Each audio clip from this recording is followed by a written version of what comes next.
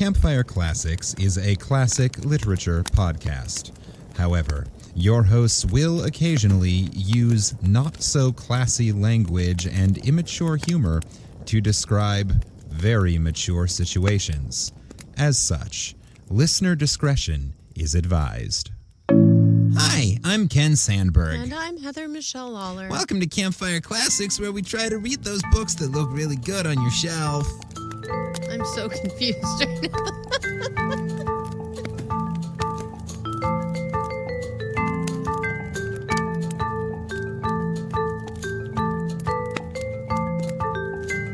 I don't understand what your confusion is. I'd like my regular podcast host back. That's me. I'm Ken Sandberg. Welcome to Campfire Classics, where we try to read those books that look really good on your shelf. Nope. That's not him. Well, I don't know what to tell you.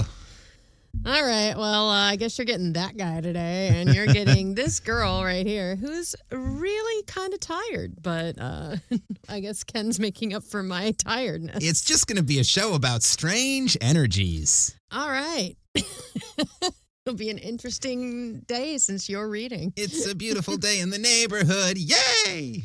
Wow. That's a lot. Yeah, I sometimes I'm a lot. I guess I should have made a whiskey before this taping, too. Hello, everybody. Yes. We just spent the week hosting my folks, and tomorrow your mama gets here. Yeah. And I did like 2 events for Betsy Ross and started my job at University of Penn. So yeah, I'm just kind of tired. Yeah, it's been a busy time. It's been a really busy week. It's been busy, wacky times.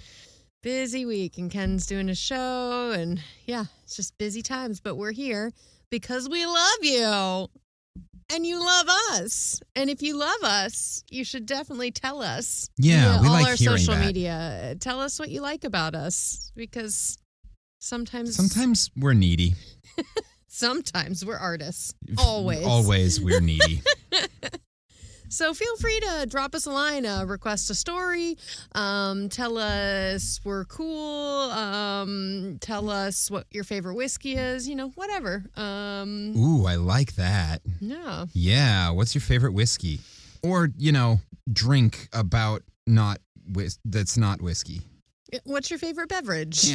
Yeah. Just engage in conversation with us. We like that. We enjoy that very much. Even when we're busy, we want to engage.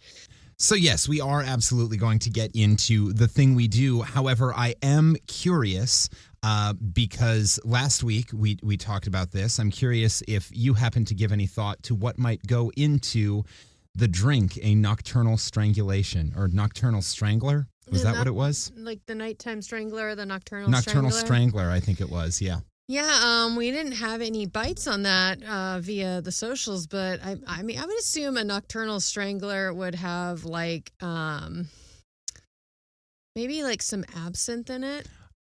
Mm-hmm. I would like absinthe and like something that maybe like some sort of.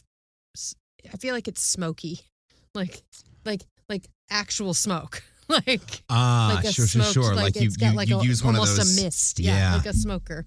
That's cool. So I like that. It looks like a foggy day in England or something.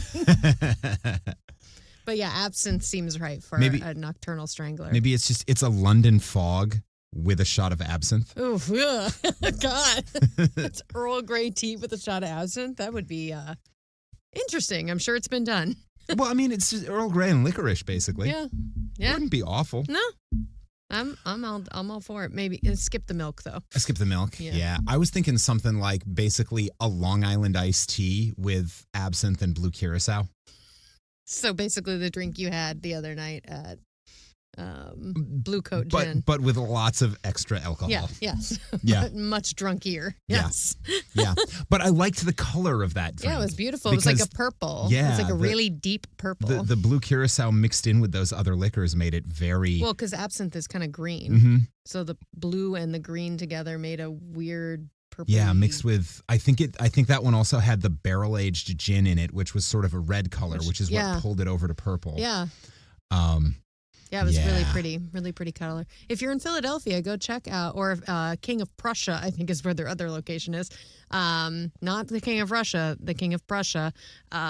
Go check out Blue Coat Gin. It's very good. Mm-hmm.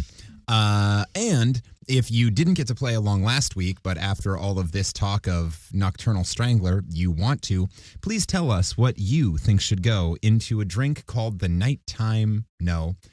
Nocturnal Strangler. Yeah. Winners will receive that drink mixed by me if you come visit us in Philadelphia. Hey. So there's that. This is when the stalkers start writing in. I like it. Yeah. We need a stalker. Oh, yeah. We don't have a podcast stalker. I want a podstalker. Yeah. A podstalker. A podstalker, yeah. Or would it palker? be a stockcaster? No, I think podstalker. Or a palker? A podstalker. Podstalker. I like podstalker. Yeah. Yeah. So if you want to be our podstalker, write in. Basically, write in. Basically, that's what we're saying. That's where we are. The email address is 5050artsproduction@gmail.com, or we are available on any of the social media by looking up Campfire Classics Podcast. Come stalk us. It'll be funny. Yeah. And We promise not to take out a restraining order immediately. At first, it'll be endearing. But you must have a reason to want to stalk us, and that's probably because we do what we do. And what do we do, Ken? So what we do here at Campfire Classics is we read stories that we have pulled out of the public domain to you. We read them sight unseen. No one has ever seen them before in the history of mankind, except probably a lot of people who have. But we've never seen them before. Nope. And while we try to read them eloquently and interestingly, we also stumble over words, use horrible accents, and make fun of things like antiquated penis jokes and good old-fashioned racism. What? Did I miss anything? Making fun of good old-fashioned racism. Oh, making fun of good old-fashioned racism. That's true. That is We accurate. make fun of penis jokes and racism. Yes, we do. Yeah. That's pretty much the thing, right? That's what we do, yeah. I don't know. I think that's a pretty good encapsulation of the podcast. Cool. Well, penis jokes good, racism bad. And today, I want that on a bumper sticker. that can go along with our collection of Live, Laugh, Push Babies. Yeah. There you go. Anyway, this week Heather has chosen a story for me to read, but before we get into that, she's going to set the mood with a little bit of fun facts. I'm not going to lie. I'm really excited about this one. All right. Because, as I was saying, I've been doing a lot of events as Betsy Ross lately, like special events. And one of the events I did literally this morning, I got to meet a historical figure that I was only slightly aware of, but was not aware of something that really made them very prominent and something that we might want to look into for our podcast. Okay. So today we will be having a brand new author to Excellent. our podcast. Her name is Frances Ellen Watkins Harper. All righty. Born Frances Ellen Watkins on September 24th, 1825. Making her a Libra, or has the changeover not happened yet? She's a Libra. Libra. All right. Because that's the day before my mom's birthday. And so she was a black woman. She was born a free black woman in Maryland, Baltimore. And she, throughout her life, was a writer, a poet, a public speaker, and had a deep commitment to abolition, social reform, and suffragettes. Suffrage. You got it. She did all the things. So she sustained. So I got to meet. She was super into making the world a better place. Really super into making the world a better place. So I was like, sweet. So I got to meet her this morning. I'm putting that in quotations because one of the women at the event I was doing for the National Constitution Center was portraying her. And while she was talking, I was like, oh my God, I love her. So sure, because meeting actual her would be wild since she's been dead for 100 years? Yeah, exactly. Give or take? Yeah. So she sustained a very long publishing career at the time, especially because this was a career that was very rare for women, particularly women of color, to have a prolific voice at this time. Yeah. And she used that voice in a lot of powerful ways. And she has often been referred to as the mother of African American journalism. Holy shit. Yeah, what a badass. So as I said, she was born in Baltimore, Maryland, and was the only child of two free African-American parents. So she was born free, but unfortunately her parents both passed away at the age of 3, and so she ended up being raised. To clarify, when she was 3, not when they were 3. Oh, did I say when they were 3? No, you said at the age of, but at her age of 3. She was orphaned at the age of 3, yes. She was her parents both died at the age of 3. It's wild that they gave birth to her before then. That's like some Alabama shit right there. Don't even get me started. So she ended up being raised by Henrietta and Reverend William Watkins, which were her maternal aunt and uncle. So under their care, she got to attend the Academy for Negro Youth, and that is the actual title, which was a school run by Reverend Watkins, who was also an active abolitionist. So she ended up being raised by her uncle, who was also a badass. So this actually is thought to have inspired a lot of her future work, her uncle and the work he did. Right. And at the age of 14, much like Betsy, at the age of 14, she started to pursue a trade. She became a trained seamstress. Oh. And so she got a job working for a Quaker family. So as a job, not slaved. She was a free woman, and she was a domestic seamstress for this Quaker family. And this Quaker family had a huge collection of literature, and they encouraged her to enjoy that. So she got to read a lot of books and like in her time off of work and stuff. So between Quakers and sewing, this lady and Betsy had a lot to talk about today. We connected because I was portraying Betsy, and like we kept going back and forth. We were 100 years apart, and of course I was a white woman, she was a person of color, but we were both women in a time where women very much did not have a lot of let's say weight to them.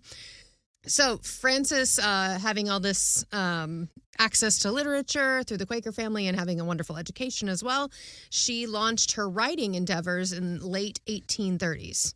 So she published essays in anti-slavery journals, and Autumn Leaves is the name of her first collection of poems that was published in 1845 when she was just 20 years old. Yeah, I was going to say late 1830s. She was young. Yep. So she between her education at her uncle's school and this place where she was working as a seamstress, being like, here's your Beauty and the Beast Bell library to just like indulge in. She went, I like writing, and she started writing, and that's where her path took her. So, this foray into print made her one of the first published African-American writers, not just women, African-American writers. Damn. For her essays on anti-slavery and whatnot, and her poetry. So then a huge shift happened in the country, looking forward about 5 years. In 1850, the Fugitive Slave Act was passed by Congress. So if you don't know what that is that there was this new law that free blacks, if they crossed into a state that still practiced slavery, they could be like captured and taken as slaves, which is just fucking fucked. Who decided that was probably Southerners decided that was a good idea.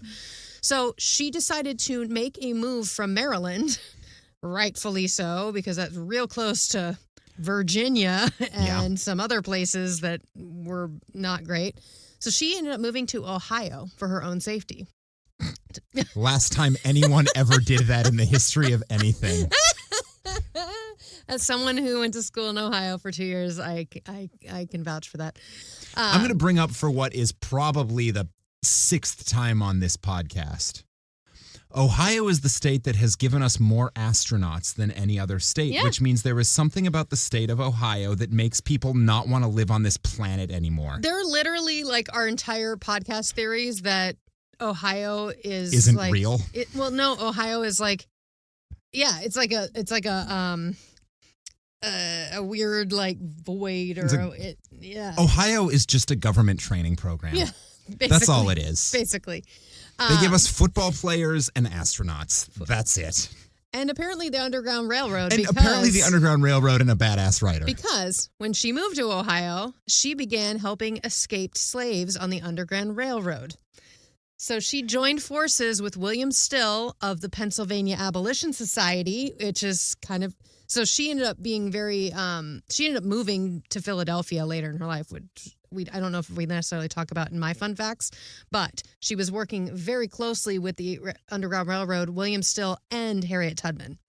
I told you I'm really excited about this one because this ties in all the training that I've done as Betsy and as a storyteller, what Ken has done as a history maker and a storyteller at Historic Philadelphia. So you're not only getting fun facts, you're also getting cool history.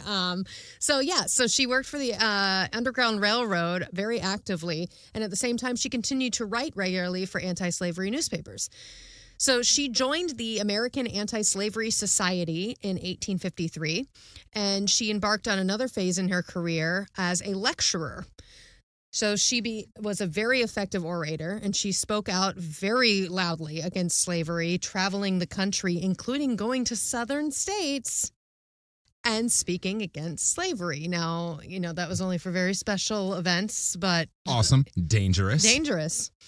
But she also started speaking about the subjugation of women in general and other injustices women face, such as voting.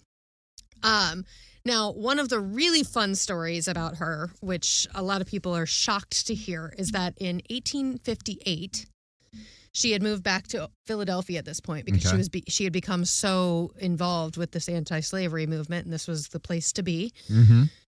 100 years exactly before Rosa Parks refused to give up her seat on a bus in Montgomery, Alabama, Frances Watkins refused to give up her seat in the white section of a segregated trolley car in Philadelphia. Huh.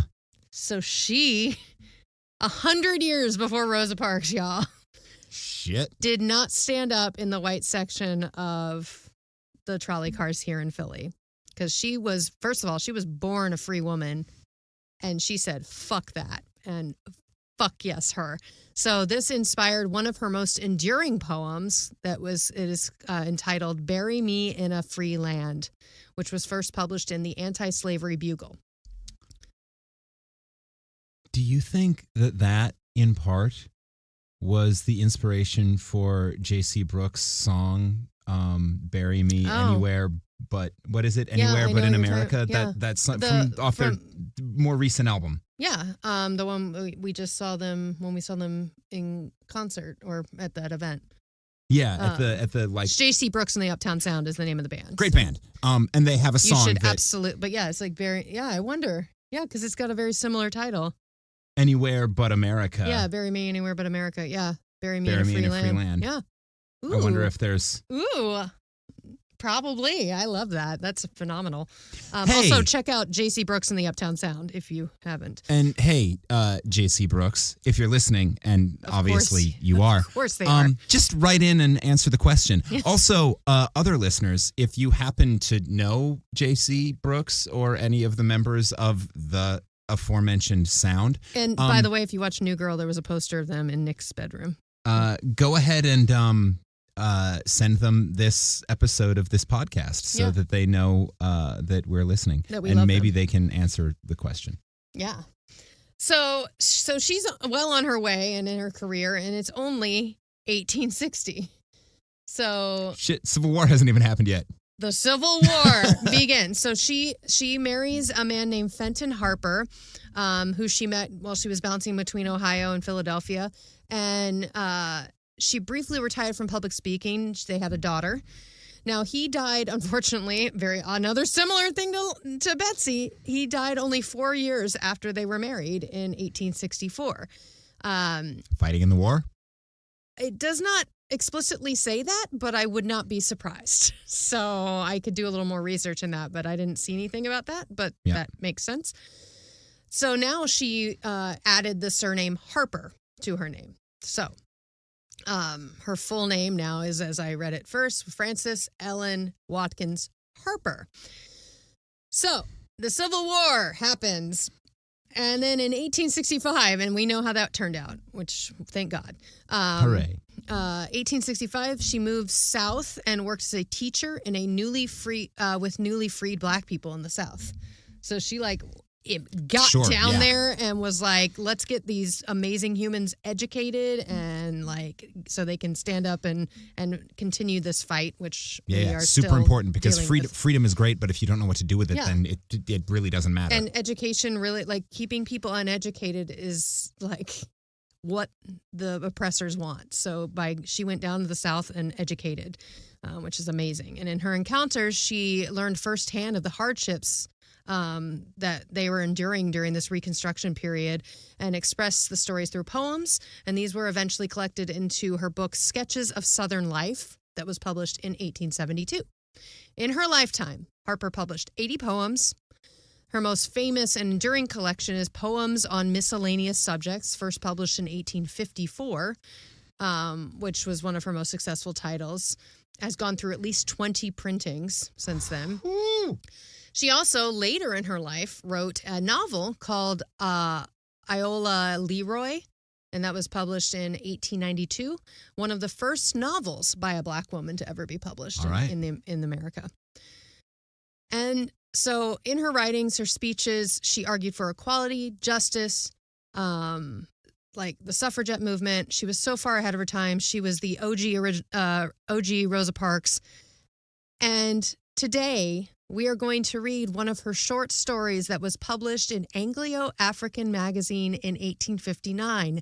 It was the first short story ever published by an African-American woman. Fuck yeah. I'm so excited. That story is called The Two Offers. And let's do this. Let's start this fire. The Two Offers by Frances Ellen Watkins Harper, 1859. The first short story. The first short story in history.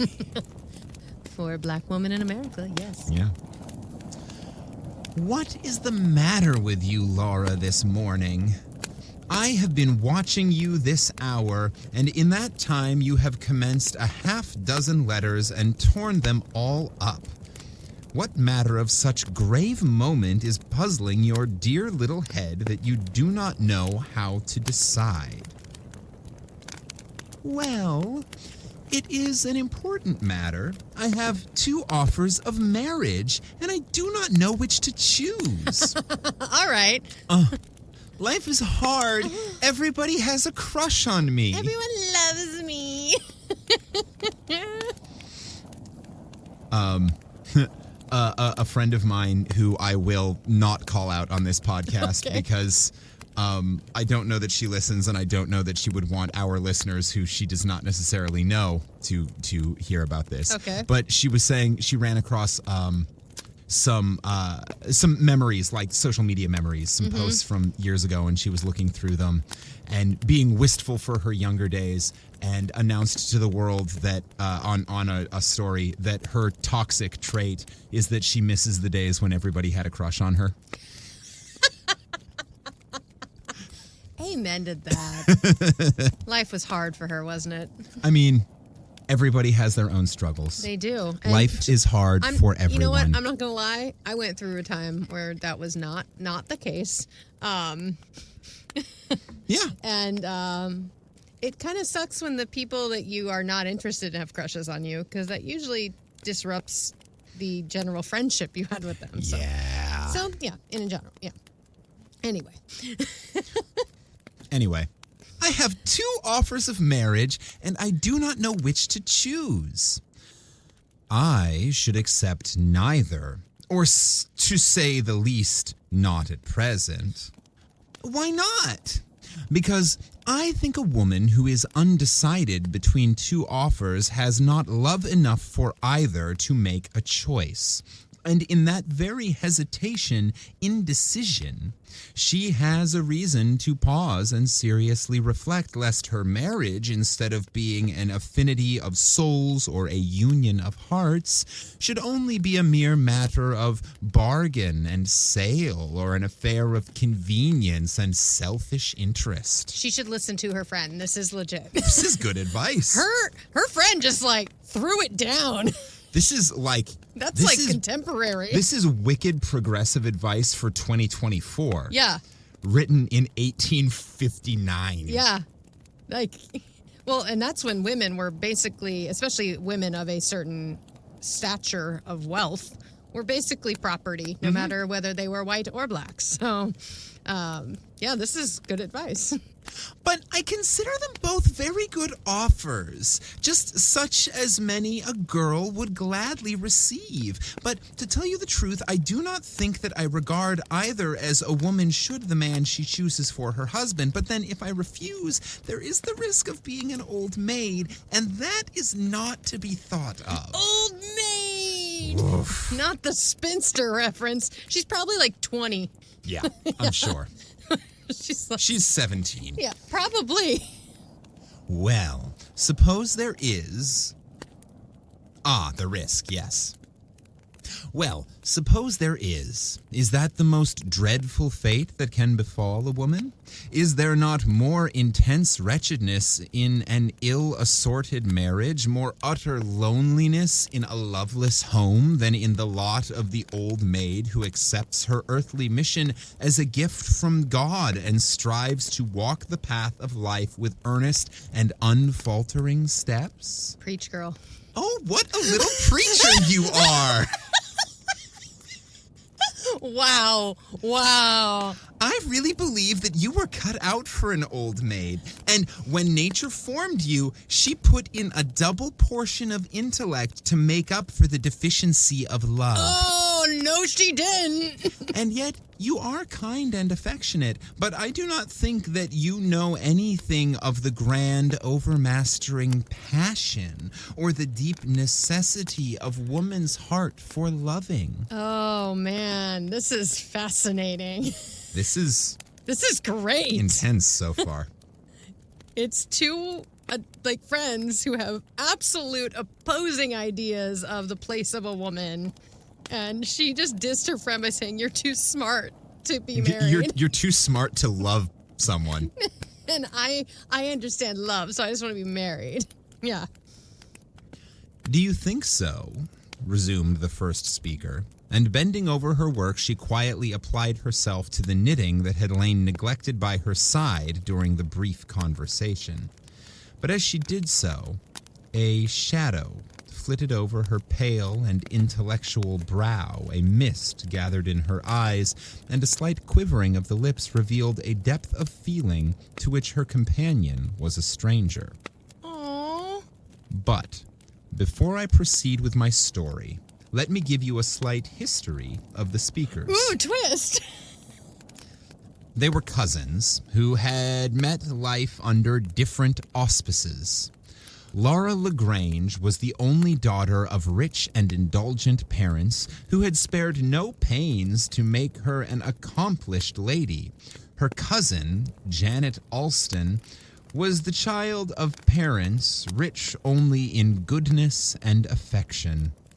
Her father had been unfortunate in business, and dying before he could retrieve his fortunes, left his business in an embarrassed state. His widow was unacquainted with his business affairs, and when the estate was settled, hungry creditors had brought their claims and the lawyers had received their fees. She found herself homeless and almost penniless, and she who had been sheltered in the warm clasp of loving arms found them too powerless to shield her from the pitiless, pelting storms of adversity. This is interesting because I know a fun fact about her about 2 years after this story is written. Do you want me to say? Yes, please. When her husband died, we don't know if it was fighting in the war or whatever, they took all his stuff away from her. She just inherited their one daughter, and he had 3 children with a previous marriage. So she had the 3 stepchildren and the daughter. But she was talking about this today at the event, that they basically stripped her of all of his possessions. Wow. So basically what happened just to happened this here, yeah. this character's mother. And this is actually, she's writing this, or this was published a year before She even married that him. guy. I know. Yeah. Wow. So like 5 years before that basically happened to her. Not that she wasn't accomplished in her own right. Like, right. She just, they wouldn't give her the farm because women could not own land. Property ownership was especially a woman of color. At best. And yeah, so this kind of happened to her. Interesting that she's telling the future. Year after year, she struggled with poverty and wrestled with want till her toil-worn hands became too feeble to hold the shattered cords of existence, and her tear-dimmed eyes grew heavy with the slumber of death. I guess she is a poet. Clearly, that is where she makes her money.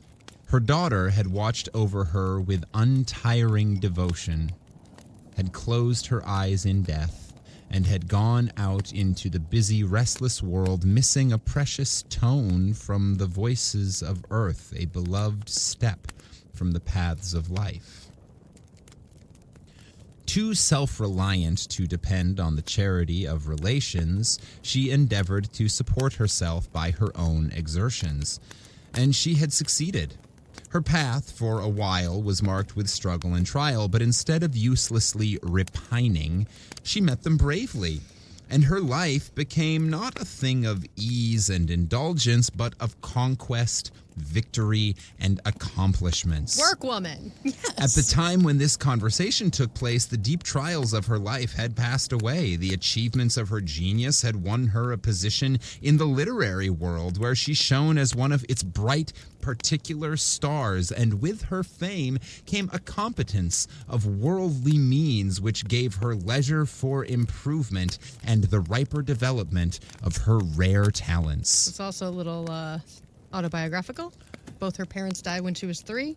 So we're looking at autobiographical both Future in past and future. It's really weird. Woo! Because, I mean, she wasn't really old enough to know her parents, but she was raised by a really caring families, but she did lose her parents very early. Yeah. And she, that pale intellectual woman whose genius gave life and vivacity to the social circle and whose presence threw a halo of beauty and grace around the charmed atmosphere in which she moved, had at one period in her life known the mystic and solemn strength of an all-absorbing love. Years faded into the misty past, had seen the kindling of her eye, the quick flushing of her cheek, and the wild throbbing of her heart at tones of a voice long since hushed to the stillness of death. Deeply, wildly, passionately she had loved. Her whole life seemed like the pouring out of rich, warm, and gushing affections. This love quickened her talents, inspired her genius, and threw over her life a tender and spiritual earnestness. And then came a fearful shock, a mournful waking from that dream of beauty and delight. A shadow fell around her path. It came between her and the object of her heart's worship. First a few cold words, estrangement, and then a painful separation. The old story of woman's pride digging the sepulchre of her happiness, and then a new-made grave, and her path over it to the spirit world. And thus faded out from that young heart her bright, brief, and saddened dream of life. Faint and spirit broken, she turned from the scenes associated with the memory of the loved and lost, She tried to break the chain of sad associations that bound her to the mournful past, and so pressing back the bitter sobs from her almost breaking heart like the dying dolphin whose beauty is born of its death anguish, her genius gathered strength from suffering and wondrous power and brilliancy from the agony she hid within the desolate chambers of her soul. Okay, Shakespeare. What? Men hailed her as one of Earth's strangely gifted children and wreathed the garlands of fame for her brow when it was throbbing with wild and fearful unrest. They breathed her name with applause when through the lonely halls of her stricken spirit was an earnest cry for peace, a deep yearning for sympathy and heart support. But life, with its stern realities, met her. Its solemn responsibilities confronted her, and turning with an earnest and shattered spirit to life's duties and trials, she found a calmness and strength that she had only imagined in her dreams of poetry and song.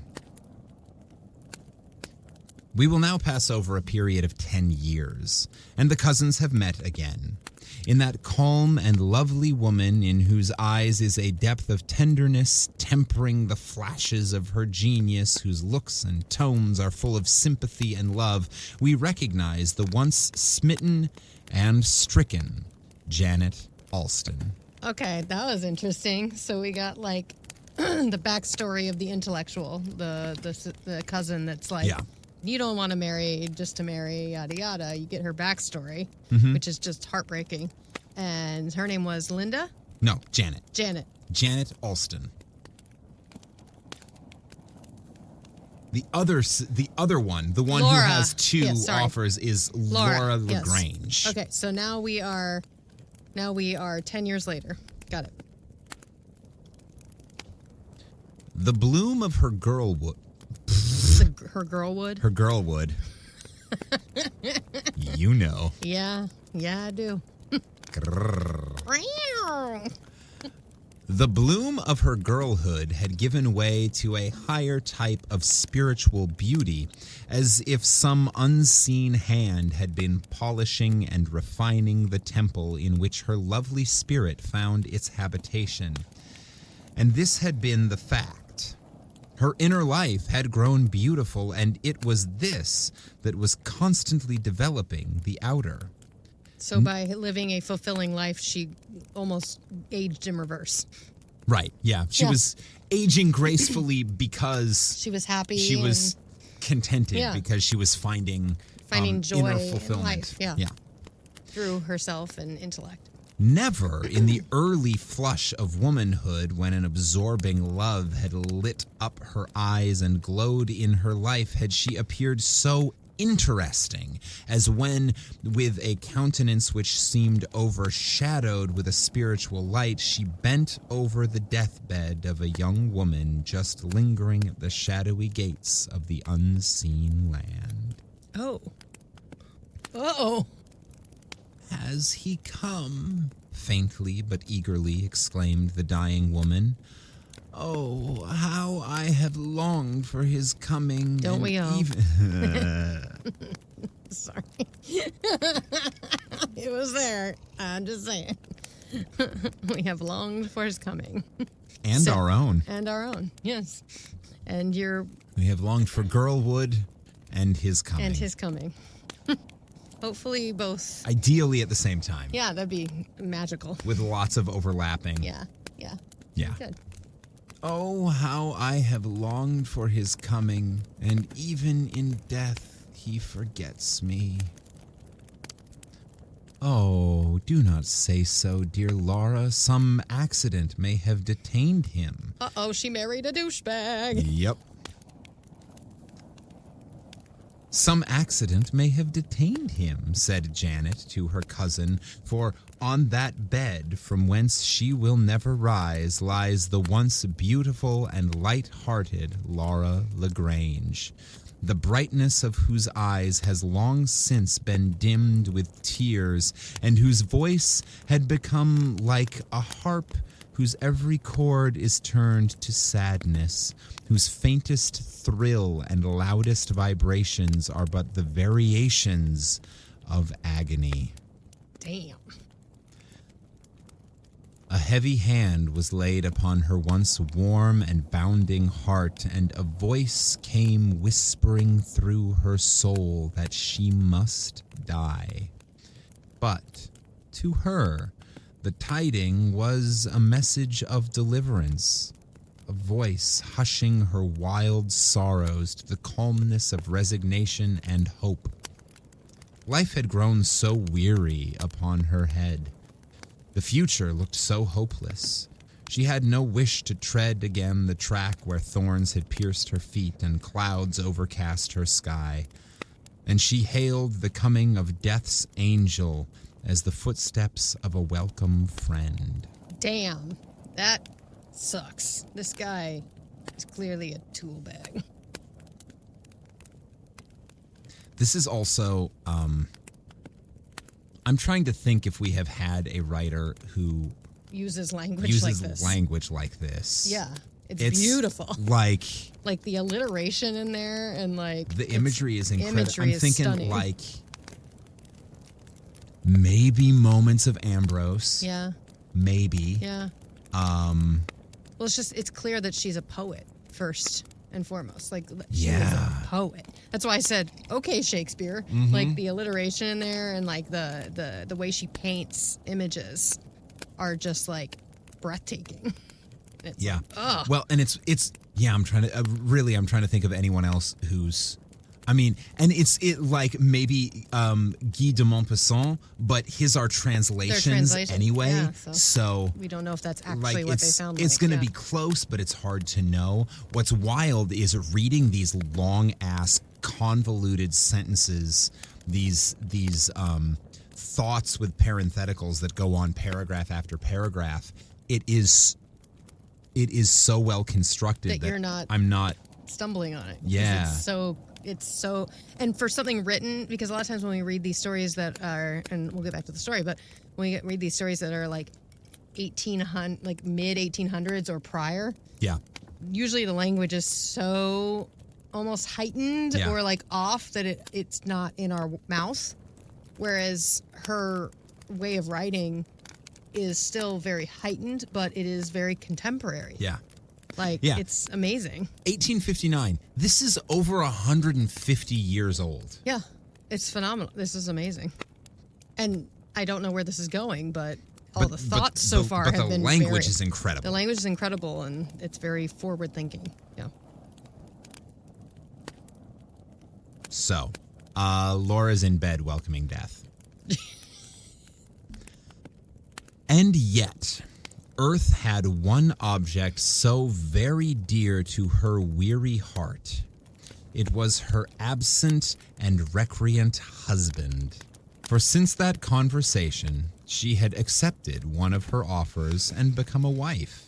Shocking. But before she married, she learned that great lesson of human experience and woman's life, to love the man who bowed at her shrine, a willing worshiper.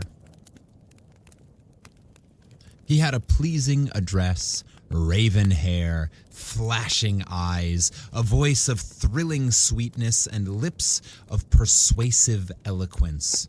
And being well versed in the ways of the world, he won his way to her heart, and she became his bride, and he was proud of his prize. So we're clear, we are all in agreement that well-versed in the ways of the world means he was real good in bed, right? Oh, yeah, he's a fuckboy. Yeah. That's what I was going to say. I was going to say he's been around. He's a fuckboy. Oh, okay. All right. No, I was thinking more like... But because the author might not know that, but I think of well-versed in the ways of the world as like, he is known as a ladies' man. Yeah, I guess I think of fuckboy as having much more negative connotations. Well, he doesn't sound great to me so He doesn't far. sound great, but like I think He's of treating this woman as a prize, like not in the good way. Yeah, But yeah. like, oh, I got her. Whereas I at the very least heard well-versed in the ways of the world as like, yo, he knows what he's doing. Maybe. And he probably does if he's been around and been the fuckboy and like and he's a ladies' man. He most likely has figured out some tricks along the way, or he thinks he has, maybe even. You know. If you know, you know, right? Oh, well, and the next sentence seems to lend itself to My theory? Your theory Okay. much more than mine. Oh, yep. I see the first word now. Yep. Vain and superficial in his character, he looked upon marriage not as a divine sacrament for the soul's development and human progression, but as the title deed that gave him possession of the woman he thought he loved. Fuckboy. Yeah. Absolutely fuckboy. I stand 100% corrected. The woman always knows. The way she described him in that first part of the paragraph, I went, that's a fuckboy. Yeah. Something about flashing eyes and thrilling sweetness and well-versed in the ways of the world. I'm like, first of all, that alliteration. Oh, my God. That felt like Shakespeare in my mouth. But I was like, I know that guy. I've known that guy. I've known a few of those guys. Like, Yeah. steer clear. Listen to your cousin. But she didn't. No. Because we never listen to good advice. It's hard to listen to good advice when you're blinded by love or blinded by lust or blinded by what you think love is. I think it seems like her cousin was blinded by what she thought love was. Like, It's that tricky thing, right, where love at first does not necessarily feel like it. no. Because what feels like love at first lust. is, yo, I want to bang.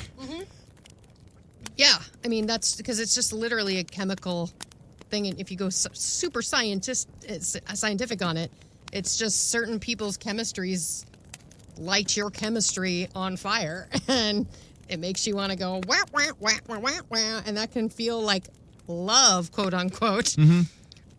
Because evolution is good at fucking us. It really is. But like, if you're and going to. getting us to fuck. And getting, well, we're animals. they want us. Evolution wants us to procreate. It's just a thing. That's why pandas are dying, because they won't fuck. Let's be real. Because evolution has really screwed pandas. It really has. They're so dumb. All they want to do is hang out and like Eat eucalyptus, which gives Get them no high. nourishment, and sleep, and they don't want to fuck to the point where they have to have like artificial insemination in zoos so they don't go extinguished. I'm like, maybe they're supposed to. maybe they're I just don't think not supposed to evolution exist anymore. I don't think evolution wants pandas around anymore. Pandas, you are some of the most adorable creatures Absolutely. that nature gave us, but evolution has failed you. I mean, between them and koalas who all have gonorrhea, chlamydia, or whatever. Yeah. Something's going on with those cute animals that evolution does not want them to exist. But going back to this story, Have you heard Robin Williams' bit on panda mating? no. Right, he's talking about essentially this, where he's like, yeah, pandas, like if they live in zoos and they have to be forced into breeding, and I don't remember how he transitions there, but the line is something like he's talking for the male panda and he's like, I'm not gonna fuck her. That is one ugly panda bitch. I wouldn't fuck her with a koala's dick. Well, some have called me the new Robin Williams, so I put that together. Welcome, everybody. I mean, someone did ask me last week if I've ever done stand-up, and I said, fuck no. No, I've never heard that bit. That's funny. That's really funny. Not even with a koala syphilis dick. I don't know what koalas have, but they have something. I think it's chlamydia. I think it's chlamydia. I think it's chlamydia. It's chlamydia or gonorrhea. Chlamydia sounds right. All koalas have the clap. They all have crabs. That's probably true, too. That's just fleas. Anyway, back to this story about this fuckboy. Crabs are just crotch fleas. I bet this guy has crabs and This guy crotch has fleas. crotch fleas. Well, I mean, it is a time of not the best hygiene. There's the word. I was going to say genital hygiene. Genital hygiene is what I was trying to think of, but we'll just go with hygiene in general. I think genital hygiene is the title of this episode.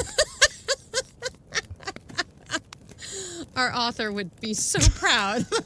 This woman who was the first of so many things in her life, and Frances, I am so sorry that we are doing this to your legacy. But Frances, I hope that people are enjoying this story as much as genuinely, we are. This story is amazing. We are thoroughly enjoying. We never discuss this much in the middle of a story. It's because you have inspired us. So, all right, you have inspired us to talk about chlamydia.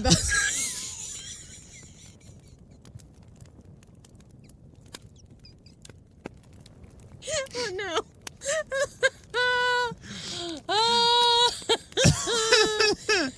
My favorite episodes are the ones where I break you a little bit. Oh, if only Frances could see me now, the one I was doing a program with earlier today, and that's the phrase she heard. What a weird lecture we would be giving to those fourth graders. Hey, kids, do you like koalas? Let's talk about chlamydia. Let's talk about how pandas won't fuck. Let's talk about chemistry, everyone. Yay! All right, back to the story. You're 10 years old? You're old enough to be amused by crotch lice. Now that they probably do have. So crotch fleas, crotch lice, and... Crotch fleas, that was the one. Crotch lice is just as likely, if it's not the same more. Thing. Yeah, probably in this time. I don't know if lice was around. Anyway, okay, so she's dying. Where the fuck was I? We're describing her horrible husband who is not at her deathbed with her because he's a stupid fuckboy. So alas for stuff. Yep. So we're still learning about her fuckboy husband. But alas for her, the laxity of his principles had rendered him unworthy of the deep and undying devotion of a pure-hearted woman. Yeah, he likes sluts. But for a while, he hid from her his true character, and she blindly loved him, and for a short period was happy in the consciousness of being beloved. Though sometimes a vague unrest would fill her soul when, overflowing with a sense of the good, the beautiful, and the true, she would turn to him, but find no response to the deep yearnings of her soul, no appreciation of life's highest realities, its solemn grandeur and significant importance. I'm hoping that he is not there because the cousin has killed him? No. Because he was run over by that trolley car that our author refused to give up her seat on. I like that. I like that theory. Let's go with it. I hope he is not able to get there because someone has dealt with this Chad. What a dillweed. We're going to call him Chad until they give him a name. Their souls never met, and soon she found a void in her bosom that his earth-born love could not fill. He did not satisfy the wants of her mental or moral nature, and that's her vagina. Yep. See, he thinks he knows the way around a woman because he's fucked a lot of women, but he don't know shit. It's all about him. We all know this guy, ladies, yes? Or gentlemen, or whatever your gender may be. We all know or have dated this person. Yeah. Okay, moving on. There are far too many of this person out there. Well, and what sucks is there's a decent chance that a lot of us have been this person unintentionally, where there was someone...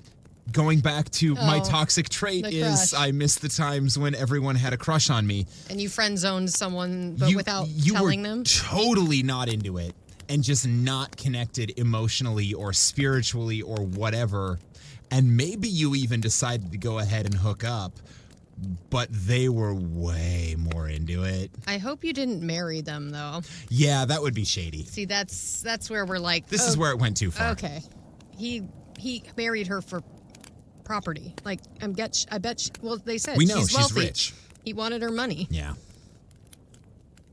Where was I? Their souls never met. And soon she found a void in her bosom that his earth-born love could not fill. He did not satisfy the wants of her mental and moral nature. Between him and her there was no affinity of minds, no intercommunion of souls. Talk as you will of woman's deep capacity for loving, of the strength of her affectional nature, I do not deny it.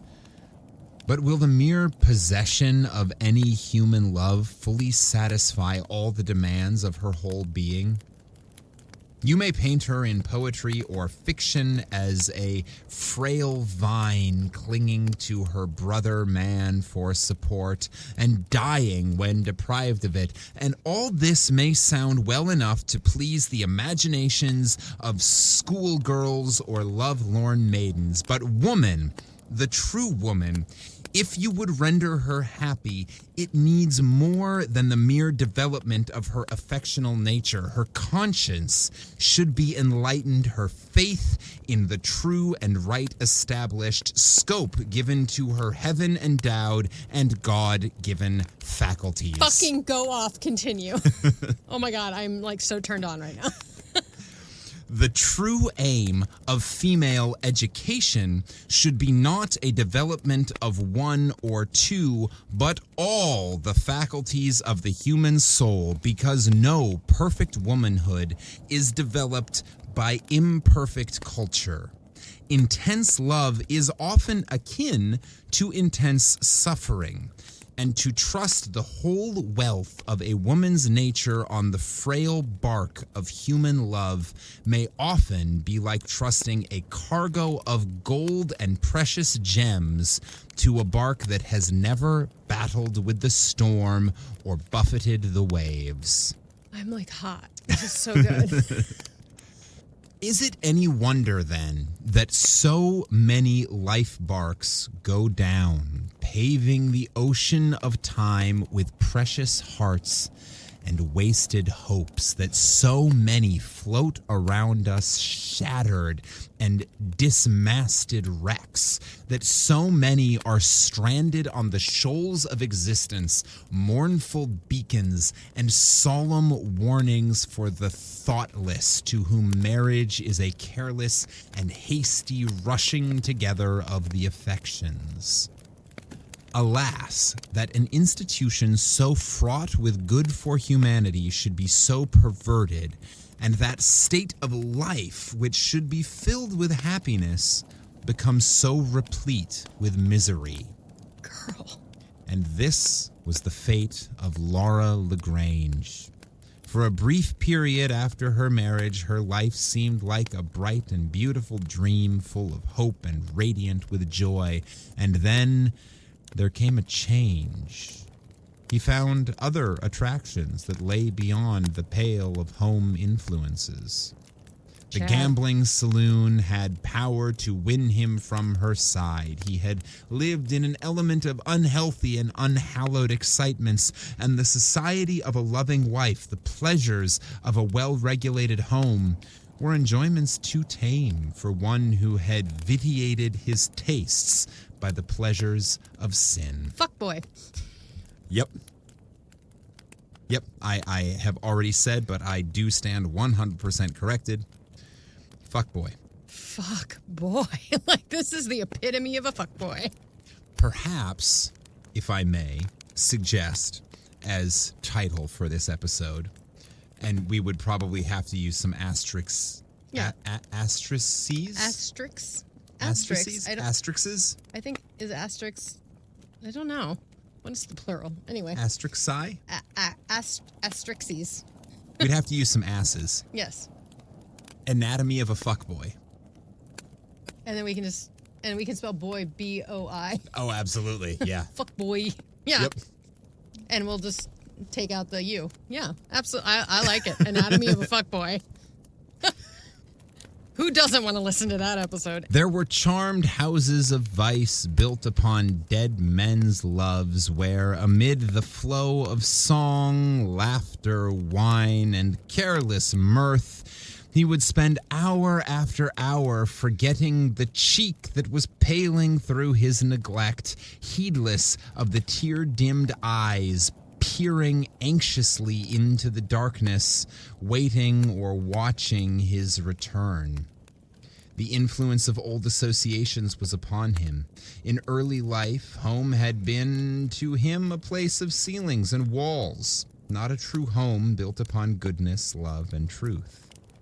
It was a place where velvet carpets hushed its tread, where images of loveliness and beauty invoked into being by painter's art and sculptor's skill pleased the eye and gratified the taste, where magnificence surrounded his way and costly clothing adorned his person, but it was not a place for the true culture and right development of his soul. This was like an only child or some shit.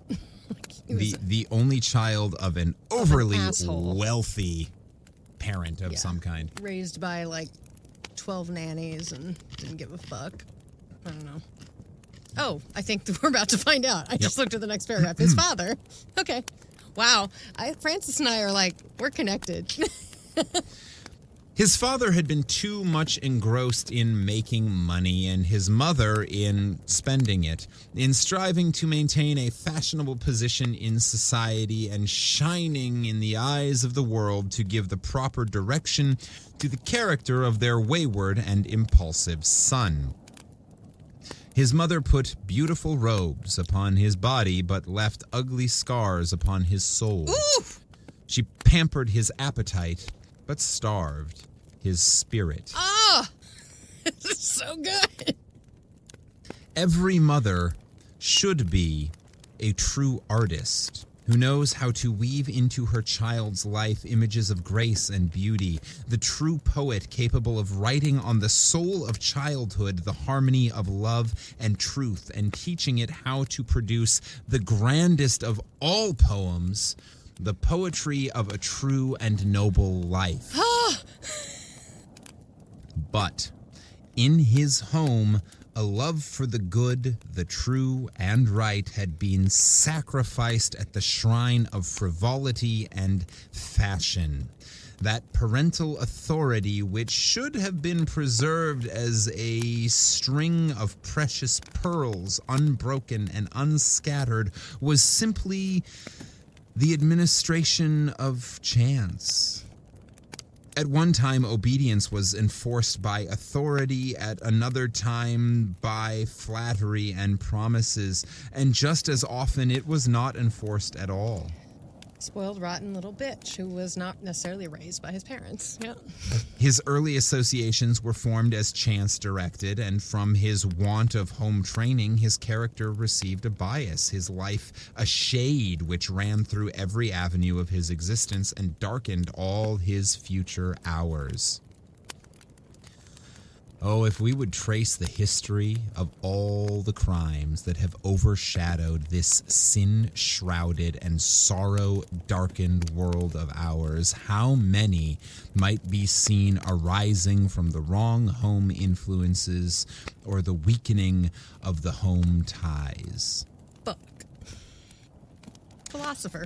It's really interesting that we're looking at very strongly a case for nurture versus nature. Yeah. Well, I mean, yeah, again, Like a philosopher. She's a yeah. philosopher. Like, this is very, very forward thinking. I mean, when was Freud? After this. And that was... You've asked the question, so now I have to look it up. This is very forward, like, thinking of, like, psychology and, like, why people are the way they are. I mean, we were still bloodletting.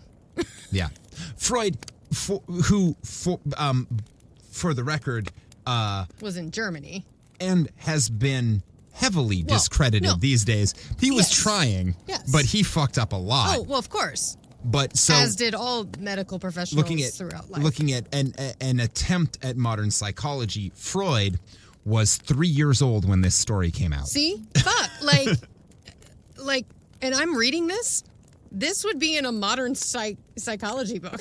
Like nature versus nurture, nurture. Like whenever I listen to like a true crime podcast or a cult podcast or whatever, they go to the like history of the way this child was raised. Look at the parents. And it's usually like fucking dark. Like he did not learn what love was. They did not learn what love was. This guy did not learn what love was. Like, this is wild. This is so contemporary. It's amazing. I'm so happy. Continue. Home should always be the best school for the affections, the birthplace of high resolves, and the altar upon which lofty aspirations are kindled, from whence the soul may go forth strengthened to act its part aright. In the great drama of life, with conscience enlightened, affections cultivated, and reason and judgment dominant. But alas for the young wife, her husband had not been blessed with such a home. When he entered the arena of life, the voices from home did not linger around his path as angels of guidance about his steps. They were not like so many messages to invite him to deeds of high and holy worth. The memory of no sainted mother arose between him and deeds of darkness. The earnest prayers of no father arrested him in his downward course. And before a year of his married life had waned, his young wife had learned to wait and mourn his frequent and uncalled for absence. Whoo, Chad, you suck. More than once had she seen him come home from his midnight haunts, the bright intelligence of his eye displaced by the drunkard's stare, and his manly gait changed to the inebriate's stagger.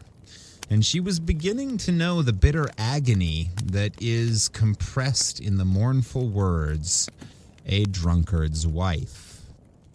And then there came a bright but brief episode in her experience. The angel of life gave to her existence a deeper meaning and loftier significance. She sheltered in the warm clasp of her loving arms a dear babe, a precious child whose love filled every chamber of her heart, and felt the fount of maternal love gushing so new within her soul. That child was hers. That's right. How overshadowing was the love with which she bent over its helplessness, how much it helped to fill the void and chasms in her soul, how many lonely hours were beguiled by its winsome ways, its answering smiles and fond caresses, how exquisite and solemn was the feeling that thrilled her heart when she clasped the tiny hands together and taught her dear child to call God our Father. What a blessing was that child! This is not going to end well. The father paused in his headlong career, awed by the strange beauty and precious intellect of his child, and the mother's life had a better expression through her ministrations of love. And then there came hours of bitter anguish, shading the sunlight of her home and hushing the music of her heart.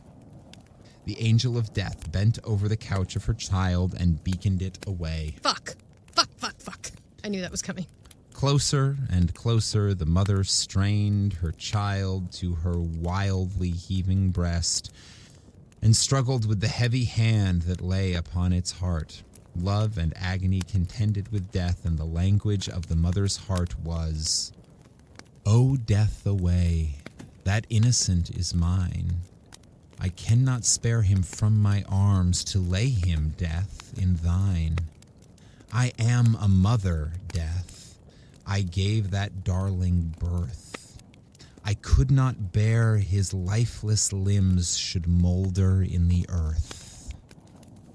Fuck right off right now. Jesus Christ.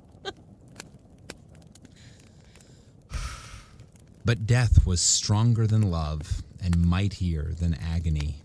and won the child for the land of crystal founts and deathless fountains, and the poor stricken mother sat down beneath the shadow of her mighty grief, feeling as if a great light had gone out from her soul and that the sunshine had suddenly faded around her path. She turned in her deep anguish to the father of her child, the loved and cherished dead. For a while, his words were kind and tender. His heart seemed subdued, and his tenderness fell upon her worn and weary heart like rain on perishing flowers or cooling waters to lips all parched with thirst and scorched with fever. But change was evanescent. The influence of unhallowed associations and evil habits had vitiated and poisoned the springs of his existence. They had bound him in their meshes, and he lacked the moral strength to break his fetters and stand erect in all the strength and dignity of a true manhood. He couldn't stand erect. I'm just putting... His manhood couldn't stand erect. Yeah, well, that's all the drinking and the whoring. He probably has syphilis. Sometimes it's just... It's okay. Chad's a dick, so his dick should not stand erect. Fuck that guy. I was going to say sometimes it's just hard, but it sounds like that's the problem, isn't it? Sorry, I had to break the mood a little bit. Anyway, back in. We're back in. We're very serious. This is fucking good. It really is. This is so good. Like, this is one of those stories where I'm like, I don't want to like make fun of it because it's so good. But like, also that's kind of what we do. It's a comedy podcast, so I saw the word erect and I couldn't let my fans down. So with apologies, erect manhood. Anyway, he's a dick. They had bound him in their meshes, and he lacked the moral strength to break his fetters and stand erect in all the strength and dignity of a true manhood, making life's highest excellence his ideal and striving to gain it. And yet, moments of deep contrition would sweep over him when he would resolve to abandon the wine cup forever, when he was ready to forswear the handling of another card, and he would try to break away from the association that he felt were working his ruin. But when the hour of temptation came, his strength was weakness, his earnest purposes were cobwebs, his well-meant resolutions ropes of sand, and thus passed year after year of the married life of Laura LaGrange. She tried to hide her agony from the public gaze, to smile when her heart was almost breaking, but year after year her voice grew fainter and sadder. Her once light and bounding step grew slower and faltering. Year after year she wrestled with agony and strove with despair till the quick eyes of her brother read in the painting of her cheek and the dimming of her eye the secret anguish of her worn and weary spirit. On that wan, sad face he saw the death tokens, and he knew the dark wing of the mystic angel swept coldly around her path. That is the most beautiful description of depression I have ever heard. Laura, said her brother to her one day, you are not well, and I think you need our mother's tender care and nursing. You are daily losing strength, and if you will go, I will accompany you. At first she hesitated. She shrank almost instinctively from presenting that pale, sad face to the loved ones at home. That face was such a telltale. It told of heart sickness, of hope deferred, and the mournful story of unrequited love. But then a deep yearning for home sympathy woke within her, a passionate longing for love's kind words, for tenderness and heart support, and she resolved to seek the home of her childhood and lay her weary head upon her mother's bosom, to be folded again in her loving arms, to lay that poor, bruised, and aching heart where it might beat and throb closely to the loved ones at home. Oh, that's so true. Like when my engagement broke up, I moved home, and when I've gone through some really dark times, Yeah. your family's there. And it's magical. It's amazing that you don't want to let them know when you're going, like, this is clearly a very abusive relationship she's in. And again, very contemporary. You don't, like, that was in the case I did for standardized patient work the other day. Yeah. Like, I don't want to put that burden on my family and my friends, but, like, we always feel that way. But then then someone says something and you're like, yes. And then, of course, that helps you. Yeah. Of course, being around people that love you unconditionally and want you to be happy will make you feel better, and they will love you no matter what. Yeah. It's not a burden. When things get bad, you hide it from the people you love most until it's bad enough that they're the ones you need. You absolutely have to have. Yeah. Oh, this is so good. A kind welcome awaited her. All that love and tenderness could devise was done to bring the bloom to her cheek and the light to her eye, but it was all in vain. Hers was a disease that no medicine could cure, no earthly balm would heal. It was a slow wasting of the vital forces, the sickness of the soul. The unkindness and neglect of her husband lay like a leaden weight upon her heart, and slowly oozed away its life drops. And where was he that had won her love, and then cast it aside as a useless thing, who rifled her heart of its wealth and spread bitter ashes upon its broken altars? He was lingering away from her when the death damps were gathering on her brow, when his name was trembling on her lips, lingering away when she was watching his coming. The death films were gathering before her eyes, and earthly things were fading from her vision. "I think I hear him now," said the dying woman. "Surely that is his step." But the sound died away in the distance. Again she started from an uneasy slumber. "That is his voice. I am so glad he has come." Tears gathered in the eyes of the sad watchers by that dying bed, for they knew that she was deceived.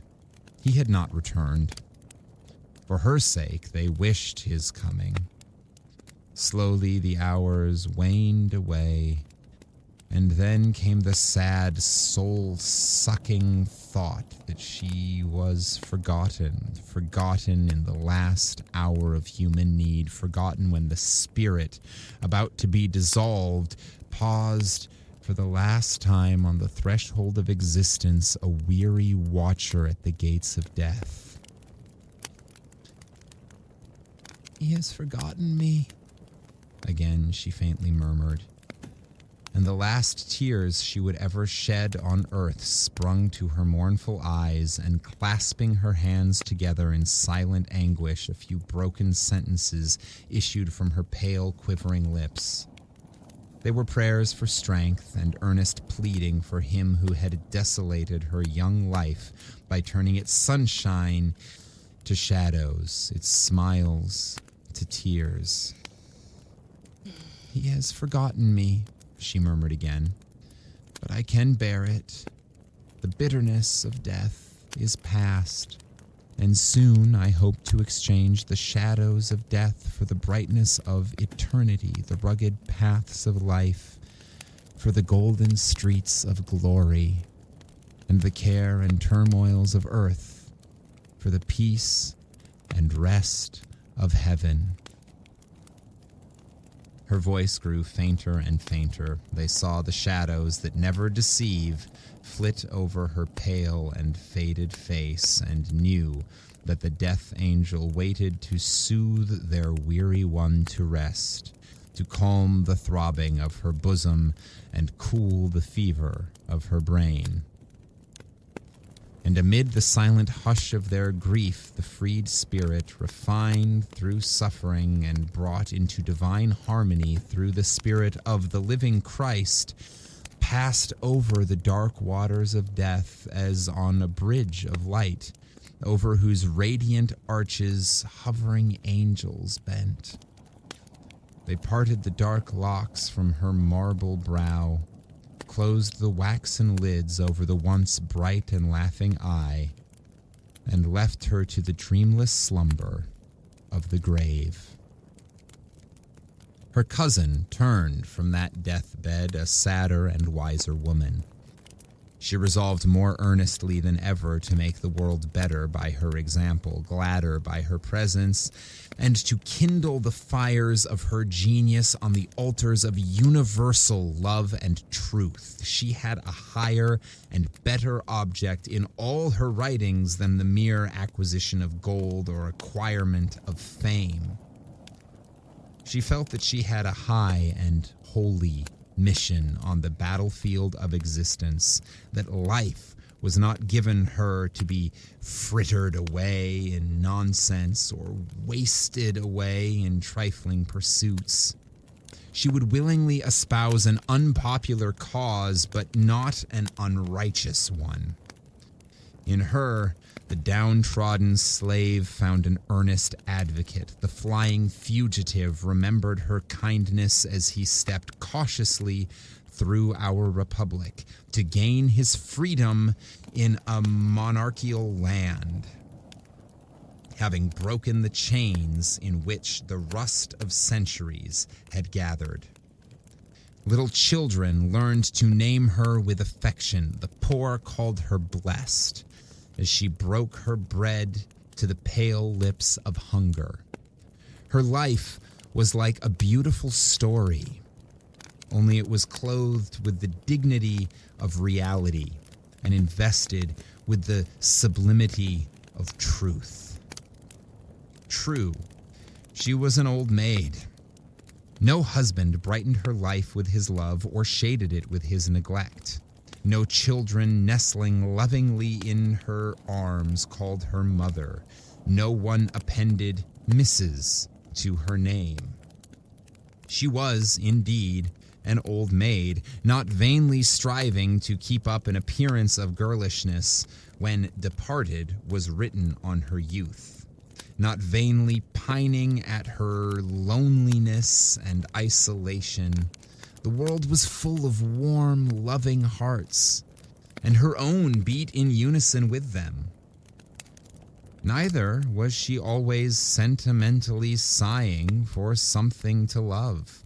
Objects of affection were all around her, and the world was not so wealthy in love that it had no use for hers. In blessing others, she made a life and benediction, and as old age descended peacefully and gently upon her, she had learned one of life's most precious lessons, that true happiness consists not so much in the fruition of our wishes as in the regulation of desires and the full development and right culture of our whole statures. The end. Fuck right off. Oh my God. I just went to church and came back and then went back to church. Because that was like, what? Yeah. That was written in 1859, y'all. Oh my God.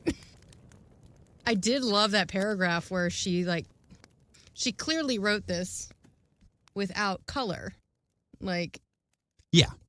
Because, I mean, that was not what the story was about. But then there was this one paragraph that like had the way that was worded was like it was the downtrodden slave broke Ernest, flying fugitive, remembering like to cautiously throw out republic, the broken chain. So it was like this almost like hidden message in like this, like, it was beautiful. She was clearly thinking about uplifting the oppressed. Yes. Generally. Yes. But that was her way I imagine she had a handful of specifics in mind as well. Yes. But it was written as a way to uplift the downtrodden and the oppressed, and specifically women who have been overlooked and thought to only be one thing in this world. Yeah. And that's not, and the whole last couple paragraphs is, not everything fits into a box. If you try and fit into a box, you're going to suffocate.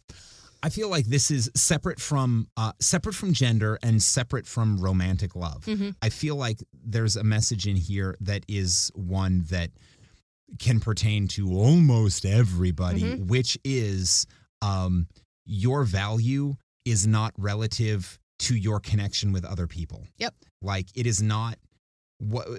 Don't put all your chickens in one basket. Yeah, kind of thing. and certainly not someone else's basket. Yeah. Well, that's the thing, is a lot of people think, oh, I'll be happy once I'm in a relationship.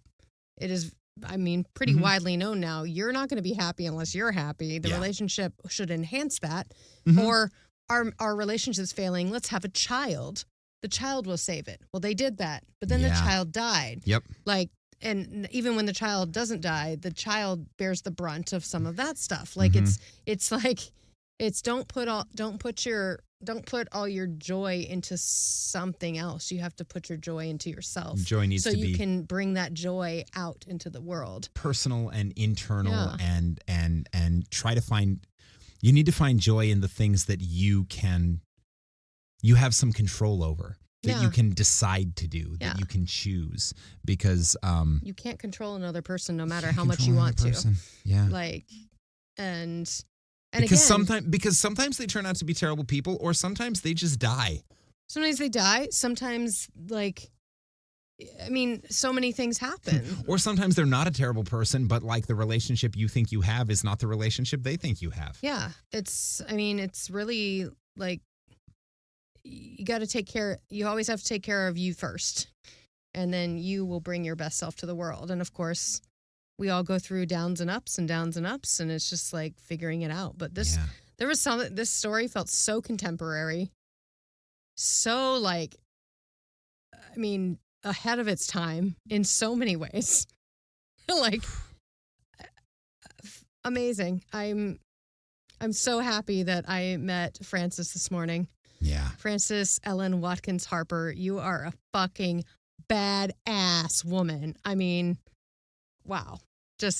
And what a fucking story. That's the first short story published by an African-American woman in America. What? Oh. Very cool. And it was like, she didn't write like a mystery story or like something. Like, she wrote about women. Personal philosophy. She wrote a philosophy story about women. Oh my God, that was so great. I'm so glad that fell into our laps. Like, whew. So, hey, listener, that was an emotional one. That was a powerful one. Let us know how you felt about it. Because that was not our usual fare. We've had a couple that were similarly philosophical, but this sort of thing does not happen often to us. So write in.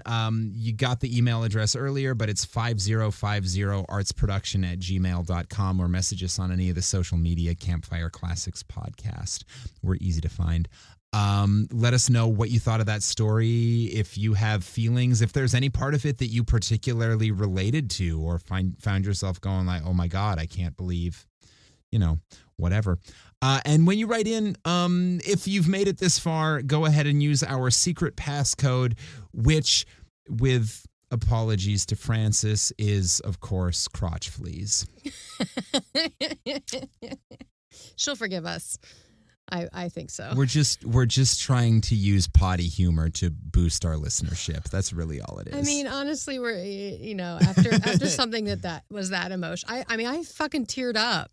I absolutely teared up near the end of that story. I was like, oh my God. Yeah. Whew. So you got to bring some laughter to it. Yep. I mean, yeah. It's all about balance in yourself. Life is about balance. It really is. Yeah. That's really everything. I'm done talking. Yeah, Anything I'm done. from you? That was beautiful. All right. Well, until next week, this has been Campfire Classics, where we try to avoid getting crotch fleas. I'm a panda. I'm a panda. I'm a panda. That is me. I will eat a lot of eucalyptus and I will fall on my face and die. Jesus Christ! That's not where I wanted it to go. There we go, another one. I'm a panda. I'm a panda. I'm a panda. That is me. I don't want to have sex, so my whole thing will go away. Pandas. I don't know. I'm a koala. I'm a koala. I'm a koala. That is me. I have chlamydia on my crotch, and that brings all the fleas. I like that one. Thank you for joining us. This has been Campfire Classics, Put all those in there. the most depressing podcast on the internet.